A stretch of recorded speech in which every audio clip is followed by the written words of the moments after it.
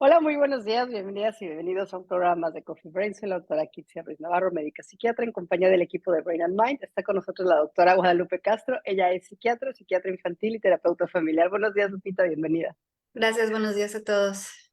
También está con nosotros Mercedes Navarro. Ella es tanatóloga, maestra en Mindfulness. Buenos días, Mercedes, bienvenida. Gracias, buenos días a todos. Y también está con nosotros Claudia Guillemont. Ella es terapeuta familiar y especialista en temas de violencia. Buenos días, Claudia, Hola, bienvenida. ¿qué tal? Buenos días a todas y a todos. Y como siempre, Monique de Amazon Estrategia Digital, quien hace posible esta transmisión. Y bueno, pues el día de hoy festejamos en México el Día de Muertos.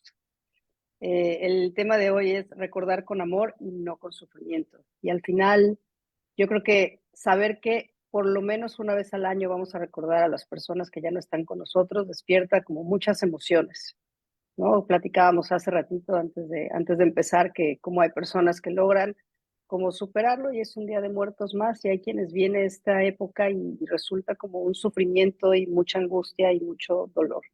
Y afortunadamente en nuestro equipo tenemos a una experta en estos temas. Entonces, adelante, Mercedes. Pues muchas gracias, pues buenos días y bienvenidos a todos. Es muy interesante y muy bonito que nos haya tocado exactamente en este Día de Muertos, porque precisamente esta manera de verlo con alegría o con sufrimiento es algo muy cultural. Son conductas aprendidas culturalmente y esa es la manera como nosotros respondemos ante el duelo. Hay quienes siguen viviendo el de hacerle de los altares, poner lo que le gustaba al muerto, todas estas ofrendas que se dan, es como honrar su presencia que tuvo en nuestra vida. Y tiene mucho carácter psicosocial. Y por eso es que es tan diferente para cada uno de nosotros y cada uno va aprendiendo y va decidiendo cómo vivirlo. Hay quien se cuestiona mucho qué pasa después de la muerte, hay quienes consideran ya se murió, ya se liberó su espíritu, ya está en un lugar mejor, ya está en un lugar tranquilo. En estos días hay también la creencia que se les pone lo que les gustaba porque vienen a comer lo que les gustaba, a usar las cosas que les gustaba a usar. Y todo eso es como un día conmemorativo, es darles un día especial al recuerdo de la persona que ya no está. Yo me Adelante. quedé un poco con lo que decía Kitsia, ¿no? Festejamos, conmemoramos, honramos, eh, lloramos, ¿no? Como cuántos verbos pueden entrar en la experiencia de las personas. El otro día decía un muchacho que él, en su país, el 1 de noviembre es el Día de Muertos, sí tienen este día, ¿no? Pero también es su cumpleaños. Entonces él decía, es que yo el recuerdo de mis cumpleaños siempre era como, sí, bonito, el pastel, el festejo, y después nos vamos al cementerio, ¿no? Como esta parte de ir uniendo vamos, otras maneras de estar. Y yo le explicaba, bueno, le platicaba que mi abuela materna, ella, si alguno de sus hijos, si fueron 11, nació en Día de Muertos, decía, no, cámbienle la fecha, no, cámbienle la fecha, no se la pongan ahí porque ese es para los muertos. Y como nacían en casa, pues podías poner en el acta de nacimiento el día que tú querías, ¿no? Pero hacía esto como decían, no, porque eso es para los muertos, eso es un día para honrar, festejar, celebrar, llorar, recordar, pero a quienes ya no están, no a quienes están llegando. Adelante, Martuca. Gracias. Sí, una mezcla de emociones, una mezcla de situaciones diversas, dependiendo de lo que cada quien esté viviendo, de los antecedentes, ¿no? Pero yo creo que es muy importante que le demos espacio, pues toda una temporada, ¿no? Porque no nada más es el mero día, a reflexionar sobre la muerte, a poner los altares, que muchas veces no es tanto como con la expectativa de si vendrán o no los muertos, pero sí para honrar la vida de quienes nos precedieron, de quienes nos dieron la vida a nosotros mismos. Y yo creo que eso es algo que hace a nuestra cultura en una parte muy fuerte, que a pesar del dolor y a pesar de que pudiéramos estar teniendo una situación difícil, pues seguimos haciendo el festejo del altar y de dar honor a quien honor merece, ¿no? Yo tengo una pregunta o planteamiento o algo, ¿no? Es de pronto se tiene la creencia que si ya no pensamos en la gente que ya no está, entonces los vamos a olvidar para siempre, ¿no? Y mucho de esta tradición es eso un poco, ¿no? Como decía Lupita, o sea, como no olvidarlos y honrarlos y saber que están ahí presentes y que venimos como de algún lado. Pero ¿qué pasa? ¿Qué pasa cuando de pronto este no lo voy a olvidar se convierte en una pérdida y en un dolor constante? ¿Qué pasa con eso? ¿Es normal? ¿Ya no es normal? O sea, ¿es normal entrar en crisis cada que viene como el Día de Muertos? ¿Qué pasa ahí? No, no es normal. Cuando entran en crisis cada que vienen muertos, es que ya estamos hablando de un duelo patológico, podríamos hablar. Aquí, como dicen, es cultural recordar, memorar. La realidad es que cuando se nos muere alguien importante, realmente nunca muere, porque lo tenemos hay una conexión, ¿no? Una conexión con ese amor que lo tiene siempre en el recuerdo. Y inconscientemente las personas creen que si van sanando el duelo, que si pueden disfrutar, que si pueden reír, es que ya los olvidaron o no los querían tanto como pensaban que los querían. Y cuando tú les explicas, a ver, es natural que pienses eso, pero no, tú vas a poder estar muy bien y jamás los vas a olvidar. Una gente que amas jamás se olvida. Se muere la parte física, pero no se muere el amor. Ese sentimiento permanece y se queda todo ese amor que recibiste y que diste. Entonces, cuando se vuelve así con tanto dolor, es, ya no es sano. Hay gente que se puede quedar muerta en vida con este dolor cargando todo el tiempo y se lo llevan hasta la tumba. Pues una manera como de aferrarse, de que no quiero olvidarlo, pero pues tampoco están viviendo aquí. Adelante, Lupita. Sí, yo creo que también hay que considerar tanto el tiempo que ha pasado desde la pérdida, porque bueno, a lo mejor sí es muy reciente, en los últimos meses o a lo mejor un poco más, pues todavía es esperado que estemos en el proceso de duelo que implica tanto tristeza como enojo, como negación. Entonces, yo creo que lo muy importante es que cada quien vaya ubicando en su proceso en donde pudiera estar y bueno, definitivamente que el elaborar un proceso de duelo satisfactoriamente implica que en determinado momento llegamos a una aceptación en donde pues de hecho podemos recordar a la persona con todas sus cualidades, con todos sus defectos y que está, como dice Mercedes, presente en nuestras vidas por todo lo que nos ha aportado en cuanto a la relación, en cuanto a lo que vivimos, pero sin idealizarlo de que, bueno, era como el mejor y casi casi ya no le vemos los defectos y tampoco sumirnos en el dolor de que nuestra vida ya no puede continuar. Entonces creo que lo importante es que si se está volviendo algo como demasiado pesado o difícil de entender, pues que la información que obtenemos nos pueda ir acompañando y ayudando o buscar ayuda más allá. Adelante, Clau. Y un poco también como darle un espacio a las formas de morir, ¿no? Es decir, eh, producto de una enfermedad, cuestiones accidentales, un tema de violencia que hay que mencionarlo muy recientemente por desastres naturales. Ahí estamos todos escuchando y viendo la desgracia de Acapulco y bueno, de Guerrero en general con Otis. Lo inesperado de la muerte probablemente, no nada más la persona, la edad, la condición médica, sino esta forma de morir que puede ser especialmente en nuestro país de manera muy desafortunada, inesperada y violenta. Adelante, Mercedes. Sí, y realmente la manera como nosotros respondemos es multifactorial. Como mencionas, Claudia, es desde cómo fue el evento de la muerte, la edad de la persona, las circunstancias que estás viviendo en ese momento, todo eso influye en cómo respondemos. Y algo que yo siempre les digo y que me gustaría que quedara como muy claro, aunque hay unos estándares, como toda disciplina, que sabemos las características de un duelo y demás, todos somos diferentes. Y aunque hay una en un periodo de tiempo determinado en las diferentes literaturas e investigaciones, cada quien va tanto a responder como a la duración de su duelo de manera diferente, siempre y cuando la persona siga siendo funcional, siempre y cuando no se estanque en una de las etapas, porque el duelo no es lineal. A veces creen que ya me sentí un poquito bien, ya no voy a regresar. Y la verdad es que el duelo es como un bucle en donde subimos y bajamos hasta que logramos salir de ese proceso. Obviamente, cada que bajas ya no te vas hasta el suelo emocionalmente, sino que vas tú acomodando, le vas dando un significado a la muerte de esa persona amada que ya no está.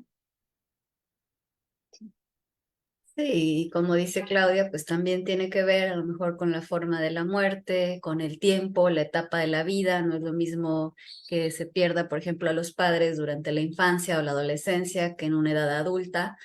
No es lo mismo si teníamos una relación pacífica, si teníamos una relación clara donde nos llevábamos bien, a si había conflictos que no se hablaron, que no se resolvieron. Entonces yo creo que todo eso nos puede equilibrar la balanza hacia un duelo con sufrimiento, ¿no? Y aquí creo que habría que diferenciar que puede haber dolor y siempre lo va a haber ante una pérdida y que no necesariamente implica un sufrimiento extra, porque el dolor es inherente al proceso y a lo mejor el sufrimiento ya es como un dolor infectado porque me quedé con un pendiente, porque no le dije, porque se fue un secreto a la tumba, porque después resultaron cosas que yo no sabía, ¿no? Y una serie de situaciones que se van complicando y que a lo mejor también ahí podemos hacer conciencia, sobre todo cuando hay posibilidad de tener a lo mejor una enfermedad, de trabajar esos cierres y trabajar esos pendientes antes de que la persona se vaya, ¿no? Sí, creo que el mejor antídoto para perder el miedo a la muerte es estar al día en nuestra relación, para evitar esto. Y es bien curioso porque si hablamos, por ejemplo, de la muerte en los esposos, cuando se llevaban bien mal y había muchas cosas terribles ahí en el matrimonio, diciendo, ya descansó, pues no, es cuando les va peor en el duelo, porque precisamente están todos esos pendientes que no se dijeron o todo lo que se dijeron y no lograron cómo limar esas asperezas y se vuelve más complicado. Y hay muchos factores, por ejemplo, cuando es el hijo pues genera mucha culpa por esta rol que tenemos de cuidadores hacia el hijo. Y luego cuando los hijos se llegan a suicidar, pues es terrible porque no logran encontrar esa razón. ¿Qué había ahí? ¿Qué hice mal? ¿Qué no me di cuenta? Y cada muerte, como mencionamos, es especial y el duelo también es especial. Y la manera, siempre lo digo, el primer gran paso que damos para avanzar en un proceso es la aceptación, porque cuando nos estamos peleando con el dolor, eso es lo que provoca sufrimiento. El dolor efectivamente es inherente a la muerte. Es inevitable que no te duela cuando pierdes a alguien que amas. Ahí está. El sufrimiento es el que nosotros vamos eligiendo con lo que vamos haciendo. Y a veces la gente, no a veces, casi siempre, se está peleando con la muerte. Hasta que logras tú, yo les digo, hasta que te rindes a la muerte, es como, dejas de pelear y puedes empezar a avanzar. Sí, Adelante. gracias. Lo observo así como más observar lo que es y la realidad y menos pues estar invirtiendo una energía en algo pues que no va a ser posible, como dices, en este pelearse con la muerte, con algo que ya sucedió, y también observar y aceptar más y que tiene que ver con reconciliarnos con las emociones que a veces no nos gustan porque sí va a haber tristeza, porque sí va a haber dolor, porque sí va a haber enojo, y creo que si aprendemos a observarlas, a aceptarlas como parte de un proceso normal, sin pelearnos, sin juzgarnos, sin decirnos a nosotros mismos es que no tendría que sentirlo así, es que a la persona no le hubiera gustado verme llorar, y que a veces ahí la cultura influye un poco en creencias, pues de que uno no debe de llorar porque a lo mejor no deja descansar al fallecido. Entonces creo que es ahí como irnos reconciliando con nuestra humanidad, con nuestro ser humanos, y pues que sí va a haber las emociones que si las dejamos avanzar, las compartimos, vamos ahí como alrededor cuidando y nada más acompañando, es menos probable que se estanque, a que si estamos peleando con eso, pues es más probable que eso, digamos, como que se estanque, se infecte y nos genere un sufrimiento más a largo plazo. Con esta frase que dijo Mercedes de estar al día en las relaciones, ¿no? Eh, Afectivamente, emocionalmente, en temas de perdón, pero también estoy pensando en la parte como muy administrativa de la muerte, ¿no? A mí me tocó ver muchos años después de la muerte de mi papá su acta de defunción y fue brutal para mí tener frente a mí ese documento y todo lo que implica en temas administrativos, médicos en este caso, el atender esta parte y el cómo hay alguien de la familia, por lo general, o alguien cercano, que es como quien atiende todos estos asuntos ante el dolor de otras personas que se ve de otra manera, ser como muy aceptantes de que no todos vamos a funcionar igual, ¿no? Ante la pérdida de un ser querido y el ser como muy respetuosos del proceso de cada uno. Entonces, como estos factores administrativos y también la parte religiosa de creencias, de formas desde la religión de manejar el duelo, ¿no? Todas estas ceremonias, días, comidas, todo lo que conlleva dependiendo de la religión de la que estemos hablando, que para la mayor parte de la gente es como algo que ayuda a esto, como decía Mercedes, a avanzar en el proceso, no quedarse ahí. Adelante, Kitsi.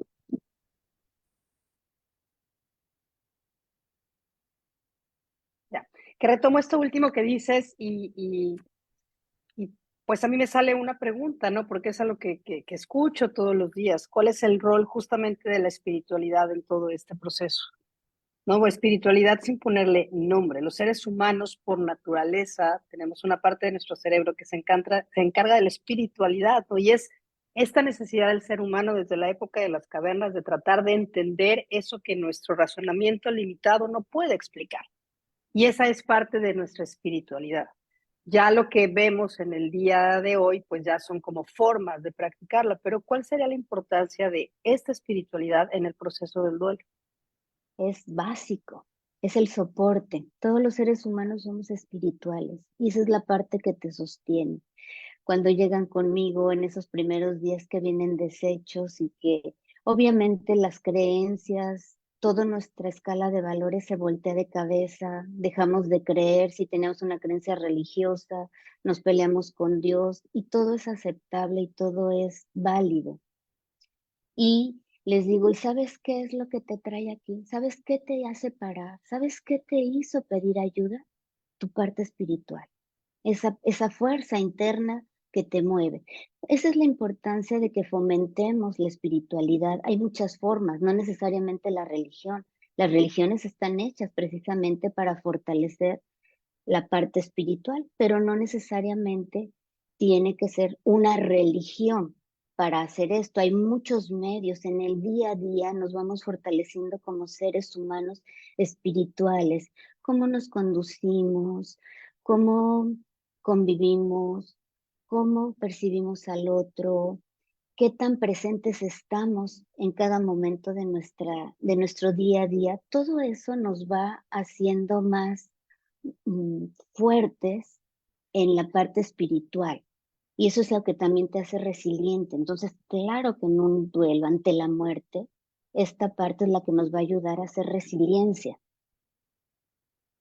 Sí, que finalmente yo creo que todos cuando nos enfrentamos a una situación que nos mueve, una emoción a lo mejor muy grande en cuanto a dolor, en cuanto a miedo, en cuanto a tristeza, creo que es algo que en automático sucede, que recurrimos como a algo más grande, ¿no? O sea, ahí es donde creo que nos volvemos a tomar de ahí, de eso que a lo mejor estamos no siempre conscientes, pero que en un momento de gran dolor, si pensamos en esta parte que generalmente a lo mejor no tenemos presente, sobre todo en las culturas occidentales, por decirlo así. Entonces, definitivamente, cuando hay un duelo, cuando una pérdida de una persona duele, es porque había amor, ¿no? Entonces ahí yo creo que esa es la parte que justamente va con el título del programa, que podamos pues no perder de vista que finalmente ese amor es algo que no cambiaríamos por nada, ¿no? Es parte de lo que uno aprende a ver frente a las pérdidas, ¿no? Que aunque duela demasiado y que aunque las cosas estén muy difíciles, está esa parte del amor que uno no hubiera renunciado a conocer a la persona, que uno no hubiera renunciado a todas esas vivencias amorosas, a todo lo que está y que seguirá estando, aunque de momento se sienta como que se perdió porque hay un cambio en la forma en la que se va a manifestar, pero todo lo que se generó, toda esa parte amorosa, pues ahí está y por eso nos duele, porque estamos perdiendo una de las representaciones y una de las formas como lo estábamos compartiendo y es un proceso pues de aprender a compartirlo de otra forma. El, ¿Estabas, el, Kitsia? el, sí, el que dicen que duele mucho porque te quedas con mucho amor y no sabes dónde depositarlo ahora, ¿no? O sea, es retomando un poco lo que dice Lupita. Y creo que en esta época, y seguramente ustedes lo escuchan todos los días, ¿no? Es la paradoja del miedo que le tenemos a la muerte, ¿no? Porque al final es algo desconocido. Nuestro cerebro funciona bajo constructos. Entonces, unos son constructos que son actos de fe y otros son constructos que si no se tiene como una creencia, uno se imagina, plantea y demás. La realidad es que no podemos generarnos algo que no conocemos. Y eso suele generar como mucho miedo, ¿no? Entonces es un choque, ¿no? Por ejemplo, por lo menos acá en Quintana Roo, que pues hay, son ciudades muy cosmopolitas y gente de todo el mundo y de todas las culturas, ¿no? Que les llama la atención y dicen, ¿cómo es posible si le tenemos tanto miedo a la muerte? Porque justamente es desconocido. Los mexicanos hagan fiesta. O sea, como esa paradoja como de la fiesta, ¿no? ¿En qué momento lo festejan? Y les genera como demasiada curiosidad, ¿no? Es como de, pues que no es un momento para sufrir, que no es un momento para llorar. Pero a lo que iba con esto es, creo que lo complica mucho, muchas veces, es este miedo, ¿no? El miedo que se tiene a esa parte desconocida y que también nos atora en los duelos. No sé qué piensan ustedes. Sí, Adelante. sí, que claro que da miedo, o sea, con toda la razón, porque estamos hablando de algo desconocido, pero que entonces entra ahí en juego las creencias, ¿no? Y que parte ligado a la espiritualidad y a las creencias, pues es qué es lo que yo pienso que va a pasar y cuál es mi esperanza y cuál es mi filosofía de vida y entonces ahí, pues sí marca una diferencia porque ninguno sabemos con exactitud eso que es desconocido y pues supongo que lo va a seguir siendo siempre, pero que sí, pues con toda la razón frente a lo desconocido, pues sí, el miedo es algo que totalmente cabe. Y esto que mencionabas del amor que se queda y que finalmente compartía con ese ser querido, y a mí cuando la primera vez que escuché esa frase o como esa forma de verlo, a mí eso me da como mucha esperanza en el sentido de retomar lo que sí hay, retomar lo que también crecí, todo lo que aprendí con la persona que ya no está y poderlo dar a alguien más, ahora sí como en nombre de, como en agradecimiento, como continuar estas acciones de amor. Y saber que se puede colocar y que hay mucha necesidad en todos lados. Ahora sí que todos creo que recibimos amor con todo gusto, ¿no? Sí. A mí me gustaría como retomarse aquí poniendo varios puntitos, ¿no? Que me gustaría como ampliar un poco. Por ejemplo, lo que decías, Claudia, qué pesado es, aparte de que se muere la persona que amas, tener que atender toda la parte legal. Y ahí es en donde viene precisamente la cultura tanatológica.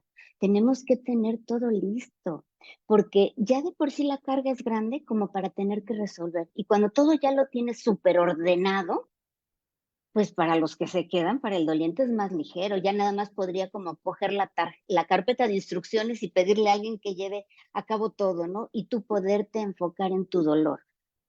No siempre pasa, pero sería como lo ideal. Ahora, en la parte de quien no cree en un Dios, ya desde que yo digo que no creo en Dios, es que creo que existe un Dios, ¿sí? Es como paradójico, pero así es. Entonces, no es preocupante, siempre te creemos en algo más grande que nosotros, siempre. En cuanto al dolor, el dolor va a ser en consecuencia a cuánto amor, cómo era ese vínculo afectivo. Entre más grande, pues más me duele. Y Freud decía que el único remedio para que no sufriéramos por la muerte era no amar. Y qué aburrido, pues estamos hechos para amar.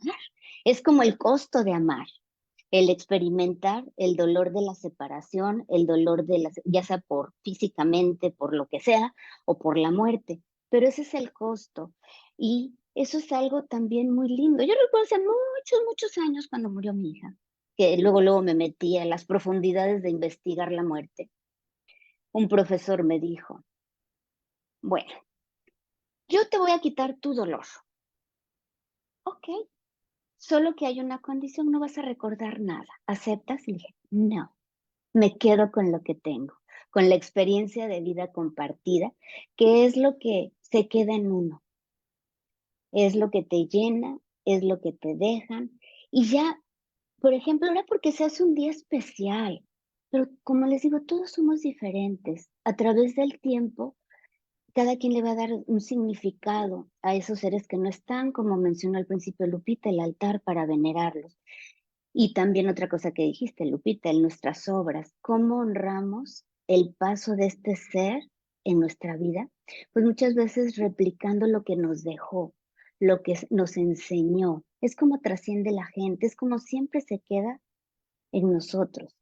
Y en cuanto a la muerte desde que existe el hombre ha sido el misterio más grande y seguirá siendo, porque nadie ha regresado a platicarnos qué pasa después. Entonces ya cada quien en su cabeza, en su creencia, hará como este lugar especial para quien no está. Adelante, Lupita. Sí, ¿no? Y la vida, pues sin amor no es posible. Para empezar, venimos de un acto de amor. Entonces ahí, pues sería, como dices, pues algo incompatible en ese sentido. Y yo quisiera retomar un poquito el tema de los trámites y de todo lo administrativo, porque creo que también hay que tener cuidado en el sentido de que también eso es una motivación para seguir, ¿no? También eso me mantiene anclado a una realidad.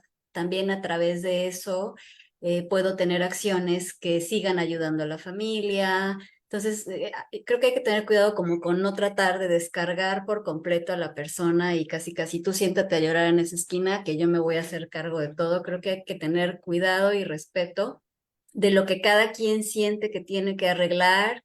Y si yo me siento más tranquilo de ser yo mismo el que va a ir a arreglar papeles, de ser yo mismo el que le quiere organizar las flores, de ser yo mismo el que... Todo eso también es una motivación a seguir y también seguir logrando todo eso me va a dar a mí una satisfacción de seguir en la vida, ¿no? De los logros y de seguir en la vida. Claro que también en el momento en el que se necesita ayuda o que veo que el otro necesita ayuda, pues se ofrece respetuosamente si estamos hablando de adultos y lo ideal sería que el otro adulto nos ayude a entender hasta dónde se necesita la ayuda y hasta dónde ya estaríamos interfiriendo con una libertad y una decisión del otro y casi con una buena intención, pero dejándolo sintiéndose a lo mejor hasta inútil, ¿no?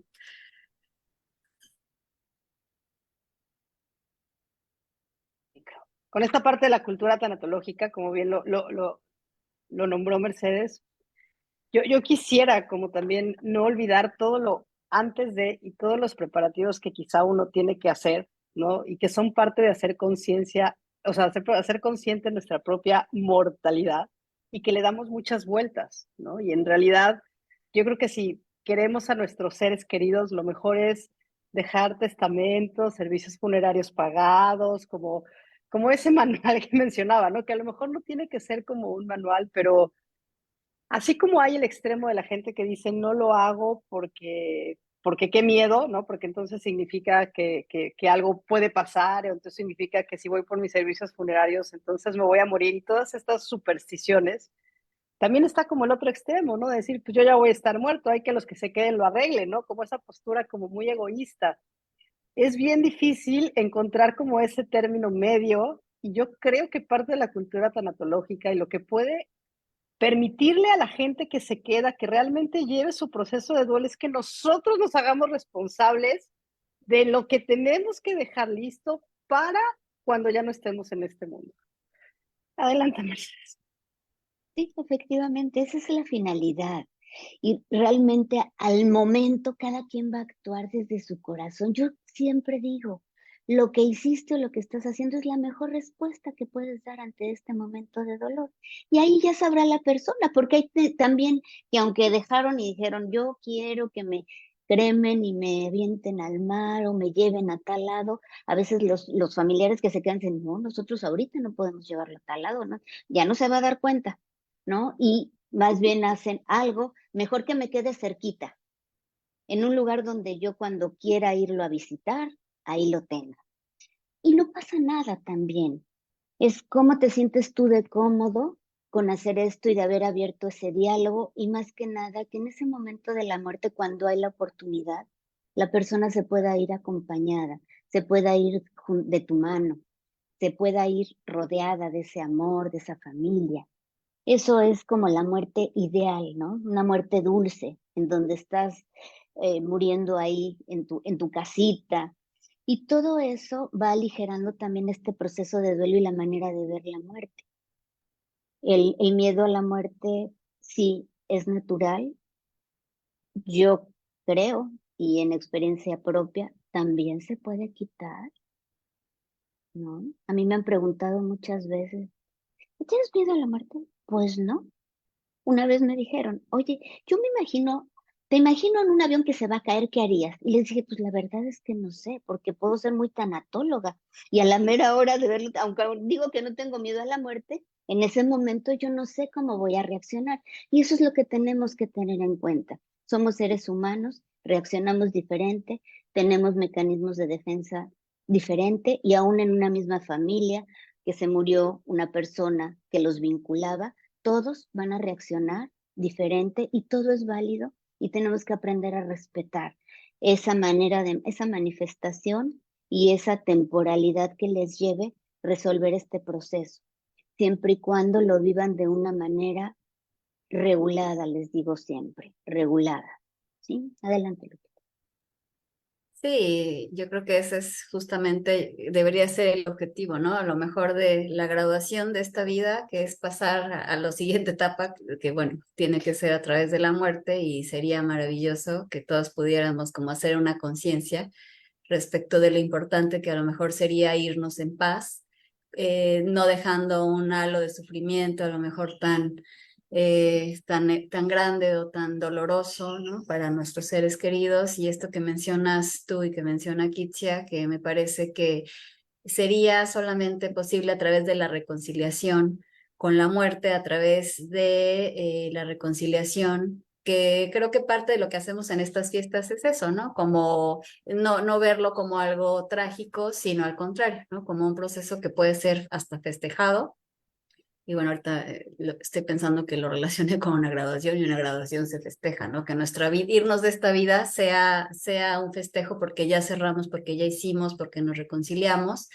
Y en ese sentido, creo que a través de esta reconciliación, inclusive podemos vivir una vida mejor, porque si nosotros no perdemos de vista esta conciencia de que tenemos una vida finita y de que todos nos vamos a ir tarde o temprano, pues entonces desde ahí eso puede ser una muy buena consejera para cuidar más nuestras relaciones, para cuidar más nuestras decisiones, para priorizar en qué vamos a invertir nuestro tiempo, dinero y esfuerzo. Entonces creo que si nos logramos reconciliar, podemos incluso tener una mejor calidad de vida, como dices, sin tener miedo, sin perder el miedo tampoco creo, pero bueno, son como pensamientos que me surgen de escucharlas. Oye, Lupita, ¿y no será más bien, o sea, como un mecanismo de defensa este burleteo a la muerte y esta fiesta? O sea, es como puede llegar a ser tan doloroso y nos puede como atemorizar tanto justamente que mejor es como jajaja, no me dolió, ¿no? O sea, como, no, Sí, no sé, o sea, como esta burla, ¿no? Es que de verdad somos la única cultura que hace esto con la muerte. Yo creo que sí, ¿no? yo creo que sí es un mecanismo de defensa y me parece que está muy bien que también nos defendamos en el sentido de no irnos al dolor y clavarnos. A lo mejor hay otras formas que tendríamos de manejar las cosas y que pudieran ser más productivas a lo mejor, pero bueno, también una defensa al dolor me parece que es algo que se valora y que tiene su parte, productiva. Claro, si lo hacemos con más conciencia, a lo mejor lo hacemos distinto, pero mientras creo que es una buena intención de verlo con una perspectiva menos trágica y menos desesperanzadora tal vez, ¿no? Se me viene a la mente como con lo que me preguntas, se me viene a la Sí, mente por ahí. adelante, Mercedes. Y bueno, sí, son mecanismos de defensa y la manera de estos días, a nosotros, cada quien, como cada quien viene de diferente cultura, hay comunidades que siguen al año, por ejemplo, le dicen al cabo de año, y repiten todo el ritual como cuando murió. Yo, que tengo otra cultura de la muerte, digo, ay Dios, pues, es como torturarse, ¿no? Y porque me ha tocado pacientes que dicen, no, yo no voy porque vuelven a hacer todo como al principio y para mí es remover todo. Entonces, como ven, cada quien, aunque haya una cultura, haya una tradición, los mismos miembros de esa comunidad lo van a vivir de manera diferente y lo van a percibir diferente. Yo insisto que la aceptación y ese compromiso que nosotros tenemos como para actuar en la vida, eso nos va como haciendo el no negar la muerte. Yo digo que la muerte es vida, porque cuando somos conscientes de que existe la muerte, que la muerte es parte del ciclo, vida, muerte, y cuando somos tan conscientes, aprovechamos más cada momento. Y esto no es tampoco para darnos golpes de pecho ni para reprocharnos, porque somos seres humanos y no hay perfección humana. Somos perfectibles. Y en este camino, en este avanzar, creo que es lo bonito de la vida. Cuando llego a atender, bueno, sí que tengo muchos papás en duelo por sus hijos, les digo, y en la parte de la culpa, es que nadie viene con manual.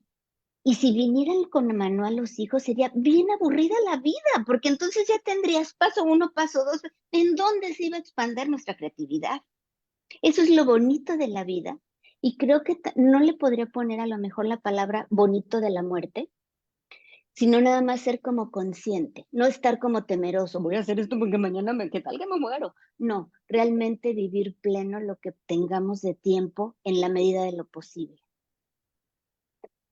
Y bueno, creo que ya o sea, con todo este contexto que hemos ido platicando, ¿no? Desde la parte cultural, la memoria, lo que representa para cada quien, creo que no debemos de perder de vista el duelo patológico, ¿no? El duelo patológico ya bastante reconocido, que ya incluso ahora sí ya está en el DSM-5-TR, ¿no? Ya se reconoce como una entidad y no es más que todas las complicaciones de salud mental que pueden aparecer a partir de cualquier tipo de pérdida. Y que como buen trastorno mental, pues es algo que nos va interfiriendo en nuestras actividades, en nuestra funcionalidad y que no nos permite como avanzar, ¿no? Es como esta depresión que aparece a partir del duelo y que es una depresión que va empeorando, empeorando, empeorando y que no mejora. Entonces, si bien el duelo es un proceso y es algo que todos vivimos, a mí me encanta una amiga que es tanatóloga y me encanta una frase que dice, ¿no? Es que respirar ya es un duelo. Pues sí, cada respiración es un minuto menos de vida, ¿no? O sea, como un segundo menos de vida. Pero sí entender que cuando se complica con las emociones, cuando se complica con mi funcionalidad, ya no es solamente la tristeza por la pérdida y es algo que mientras más pronto lo atendamos, mejor va a ser el pronóstico. Adelante, Claudia. Desde las prácticas narrativas, aunque a Michael White ya no le tocó el DSM-5-TR, él decía que de pronto había estas imposiciones, ¿no? De las maneras en que uno tiene que transitar los duelos y que flexibilizarlo era lo que precisamente podía evitar quedarnos instalados en una historia de duelo por más tiempo. En temas de salud mental, los tiempos, ¿no? Tienen siempre en las guías clínicas un lugar preponderante, cuánto tiempo es un duelo que no es patológico. Y él proponía en un artículo que se llama Saying Hello Again, como Hello de Hello, pero en australiano, es que tiene mucho que ver con la cultura mexicana, ¿no? Cómo vamos integrando a las personas que ya no están de una manera en su ausencia presentes, no con esa sensación de me tengo que olvidar o tengo que pasar de esta manera a esta manera y esta manera el duelo, porque él asumía y proponía que era precisamente lo que podría hacer que nos atoráramos en una sola manera de contar la historia, ¿no? Entonces, un poco como darle otra luz a cómo transitar personal, respetuoso, cultural, tal vez religiosamente adaptables, pero con esta libertad de no tener lo que hacer siguiendo pasos. Lupita. Gracias. Bueno, aquí estoy leyendo unos comentarios y agradecemos a Rosa María Méndez y a Jennifer Parras que nos saludan acá en el Facebook. Muchas gracias por acompañarnos y esperemos que todo este conocimiento les pueda ser de utilidad. Y me quedaba pensando de esto que mencionas del duelo patológico, que a lo mejor ya tendríamos que también tener en mente pues algunos factores que hacen más posible que se presente, ¿no? Entonces ahí sí podemos pensar en la relación que tiene la persona con quien muere. Entonces si es un niño o es un adolescente, pues es muy probable que el duelo se complique porque hay una relación de dependencia con los padres, y si es uno de los padres quien fallece, pues va a ser un duelo difícil de llevar y posiblemente se complique. O si es una muerte de alguien joven por accidente, por ejemplo, pues también es una muerte inesperada que no nos ha dado tiempo ni de pensarlo, ni de esperarlo, ni de procesarlo, ni mucho menos. Entonces, pues es otro factor que ya podemos ir poniendo como el ojo en la posibilidad de que se complique, no porque vaya a ser así, digamos, de una forma inevitable, pero porque hay más posibilidades de que suceda. Y entonces sí estar más pendientes de que si ya se va alargando mucho o si ya el sufrimiento está agobiando demasiado, pues ya pedir ayuda antes de que pasen los años, cambiando esta cultura de aguantarnos el dolor emocional por años y décadas, como exigiéndonos no tenerlo, como es en el caso de las depresiones, como es en el caso de los duelos complicados, y que después nos damos cuenta que venimos cojeando, entre comillas, por decirlo así, de la parte emocional, pues desde la infancia, la adolescencia o desde hace muchos años, que cada vez más acortemos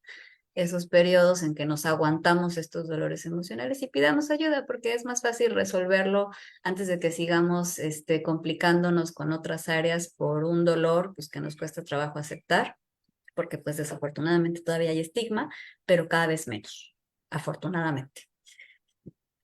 Sí. Atrás, sí, por lo regular atrás de una complicación en salud mental hay duelos estancados, hay duelos patológicos. Y de acuerdo a la circunstancia de la muerte, ya de entrada, homicidio, suicidio, un accidente, una muerte súbita, ya es un duelo complicado de entrada. Es en donde es importante que la gente pudiera acudir a una ayuda y un apoyo profesional. Ahí todavía complicado no está, no es patológico, ya es complicado de por sí por la circunstancia de la muerte, y es bien importante y tienen mejor evolución cuando desde un principio solicitan este acompañamiento tanatológico. Y este proceso de duelo, ahorita lo que decían, ya como para un comentario, lo que hace uno en un proceso de duelo es resignificar la vida compartida. De acuerdo a como decía Claudia, efectivamente, cada quien le va buscando un acomodo en su vida, y una cosa que tenemos que tener muy claro: no vivir el duelo de acuerdo a cómo se espera socialmente. Todos tenemos algo que yo les digo es brújula o intuición, y hay que hacerle caso y hay que darnos nuestro ritmo. Un duelo nos invita a ser empáticos y compasivos con nosotros mismos, con nuestro dolor, y ser conscientes de que sí estoy mal, sí me estoy doliendo, pues estoy en duelo. No estoy enloqueciendo, porque la gente piensa que está enloqueciendo o estoy dramatizando. No, la realidad es que están en duelo, y hasta que logren ir resignificando eso, es como vamos avanzando.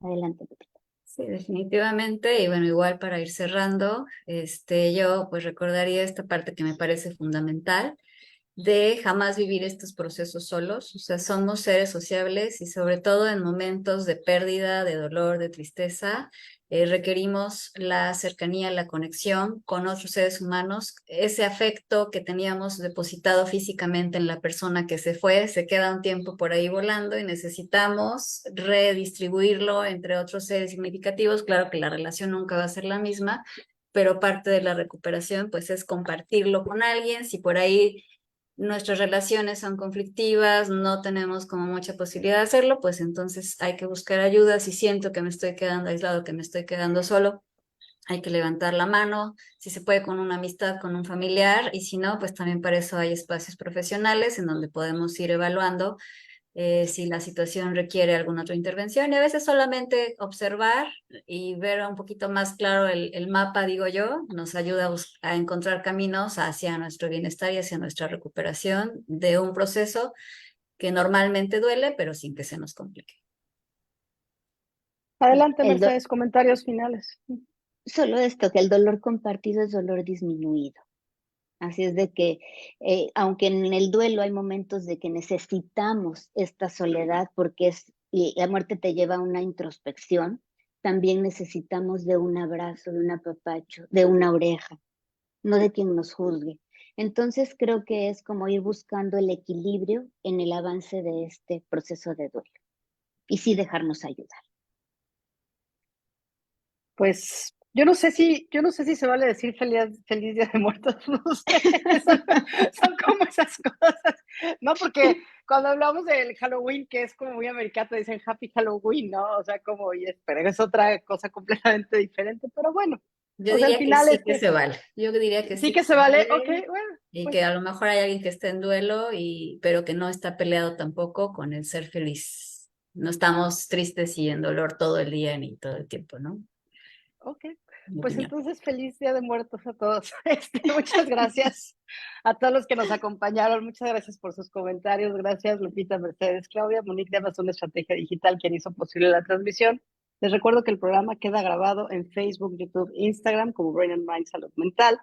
Si alguien desea contactar con alguna de las integrantes del equipo de Brain and Mind, puede encontrar toda su información en www.brainandmind.mx. Y nos vemos la próxima semana, misma hora, por los mismos medios, con la segunda parte de maternidad subrogada, que nos quedó pendiente. Gracias y hasta la próxima. Bye. Gracias.